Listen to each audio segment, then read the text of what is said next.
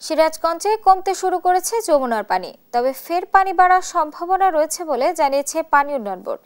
এ নিয়ে জানাতে সিরাজগঞ্জ থেকে সরাসরি যোগ দিচ্ছেন সহকর্মী শুভ কুমার ঘোষ। শুভ, যমুনার পানি কমা বা বৃদ্ধি নিয়ে কি বলছে পানি উন্নয়ন বোর্ড, আর দুর্যোগ মোকাবেলায় কতটুকু প্রস্তুত কর্তৃপক্ষ, এ বিষয়ে বিস্তারিত জানাবেন। পার্বণ, আসলে যমুনার পানি কিন্তু বারবারই এক দফায় কমছে, এক দফায় বাড়ছে। এর সর্বশেষ কিন্তু গত 24 ঘন্টায় পানি কমেছে। গত 24 ঘন্টায় সিরাজগঞ্জ এবং কাজীপুর দুইটা পয়েন্টে কিন্তু 6 সেন্টিমিটার এবং 9 সেন্টিমিটার করে পানি কমেছে। তবে পানি উন্নয়ন বোর্ড কিন্তু বলছে যে পানি আর এক দফা বাড়বে।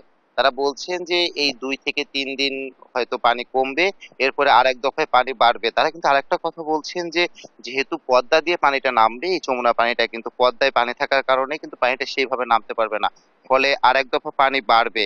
এছাড়া কিন্তু আসলে যেহেতু যে পরিমাণ পানি এসেছে, এই পরিমাণ পানিতেই কিন্তু আসলে নিম্নাঞ্চলগুলো প্লাবিত হয়েছে। যমুনা পার্শ্ববর্তী যে এলাকাগুলো আছে, সেই এলাকাগুলো প্লাবিত হয়েছে। পাশাপাশি অভ্যন্তরীণ নদ-নদীর পানিও যেহেতু এতদিন বৃদ্ধি পেয়েছে, সেখান থেকেও কিছু নিম্নাঞ্চল প্লাবিত হয়েছে। কিছু ফসলে মাঠ প্লাবিত হয়েছে। তবে ইয়া আপনার কৃষি সম্প্রসারণ অধিদপ্তর কিন্তু বলছে যে আসলে যেহেতু ফসল ছিল না, সেই কারণে কিন্তু ফসলে তেমন কোনো ক্ষতি হয়নি।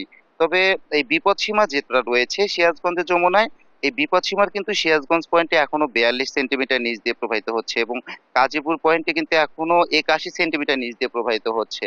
পাশাপাশি যে জেলা প্রশাসনের পক্ষ থেকে প্রস্তুতি, তারা কিন্তু বলছেন যে আমরা যথেষ্ট প্রস্তুত রয়েছি। আমাদের মজুত রয়েছে 2800 প্যাকেট শুকনো খাবার, 18 লাখ নগদ টাকা। পাশাপাশি কিন্তু ঢেউটিনও মজুত রয়েছে, তারা এমনটা বলছেন।